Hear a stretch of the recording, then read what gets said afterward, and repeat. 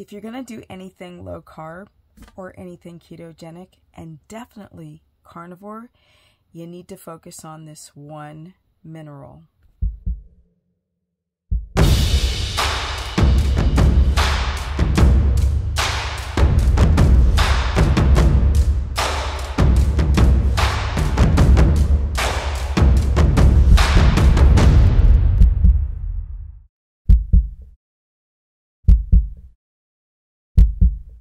Welcome everyone, welcome to my very humble channel. Now let's get into this subject, heart palpitations. And a lot of you have them. You don't know where they're coming from. A lot of you are getting scared when they arrive. You might feel like you're having a racing heart. You might feel that you can't get a breath in. You might feel tightness in the chest. I'm telling y'all, you need to start looking at your electrolytes and potassium. Let's start with the electrolyte issue. Okay, you have to drink water all day. In nature, we would not be drinking water all day. But also, as hunter-gatherers, we didn't have leaky gut. That's a problem. When you have leaky gut, you don't absorb your minerals in very well.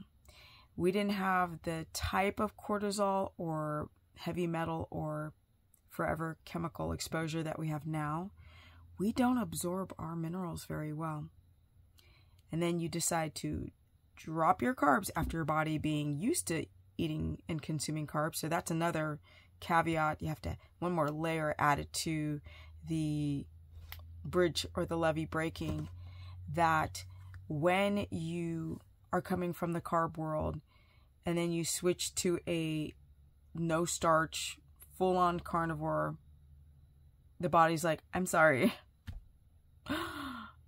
I'm dumping fluid via the kidneys. So you're just peeing out all of this extra cellular water that you would store in the cell when you eat carbs, right? Because carbs make your cells hold on to water.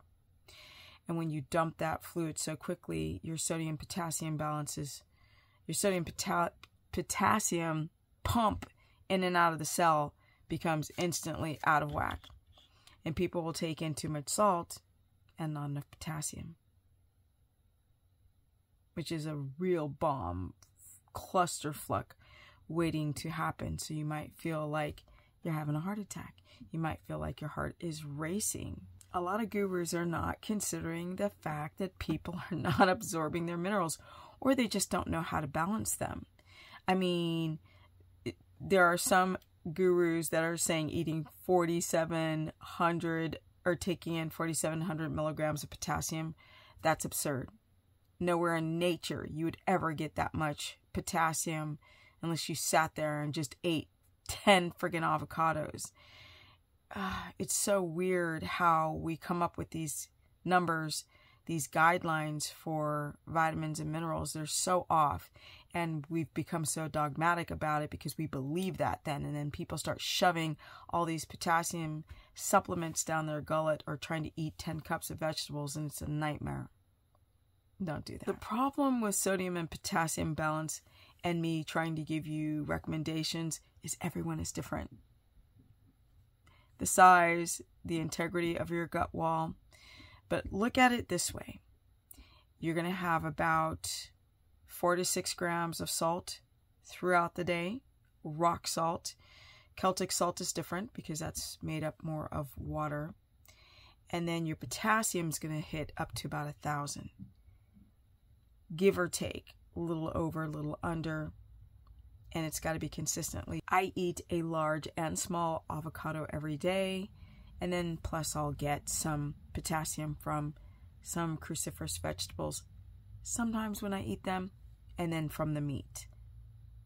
That's how I get mine in. And I can feel it.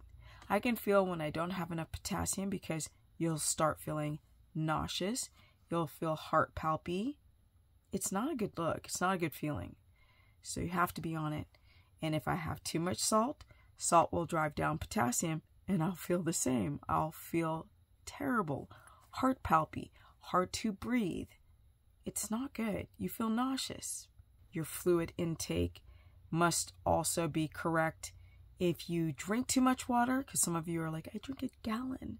And I'm like, you're not that tall. You're not sweating. Let's talk about the water, because that's one last thing. That's the last puzzle piece in balancing your minerals like potassium. Because if you have too much water, if you're drinking a gallon on a winter day and you're like 5'4", you're going to be diluting some sodium in the blood and having those heart palpy symptoms. It's very important to also find the sweet spot to your fluid intake. Typically, you start at 64 ounces, depending on your size, and you titrate up or down depending on if it's summer and you're sweating your bullocks off. But too much water dilutes sodium, and then you have that heart palpitation. The next freaking heart palpy thing that you experience, or a lot of people experience on a ketogenic or carnivore diet, is heart palps from histamine. Now, a lot of you guys, you've had antibiotics, medications, you've drank a little too much alcohol,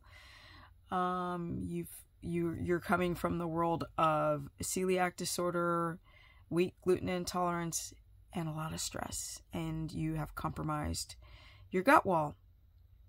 And so, yeah, got a little bacterial imbalance. This creates histamine intolerance, leaky gut, and one of the biggest symptoms from leaky gut is heart palpitations.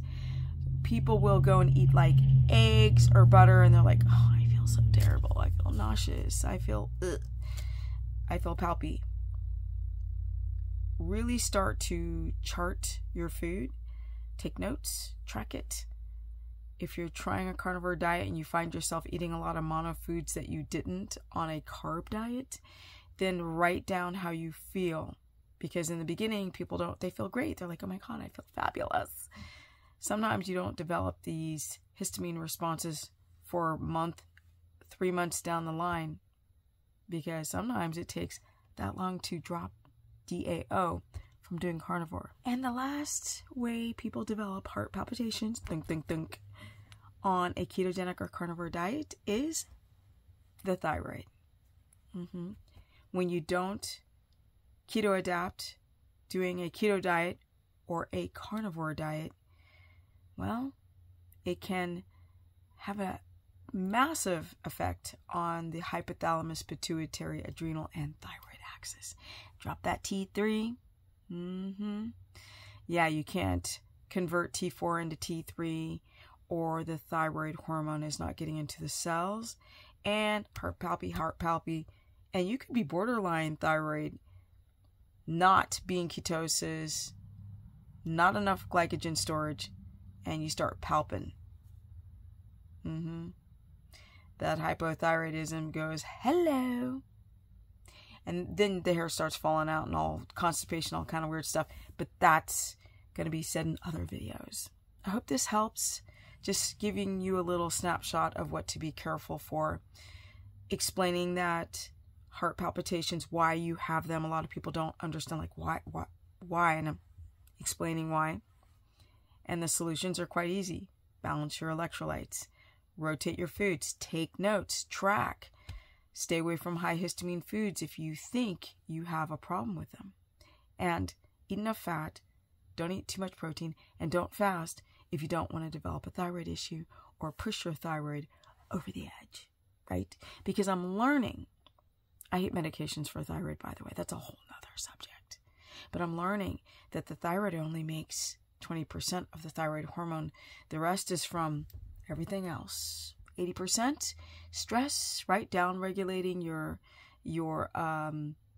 body's ability to stay in balance or absorb the vitamin D and vitamin C and the zinc and the copper or the iodine and selenium you need for the thyroid. Yeah, stress is not good.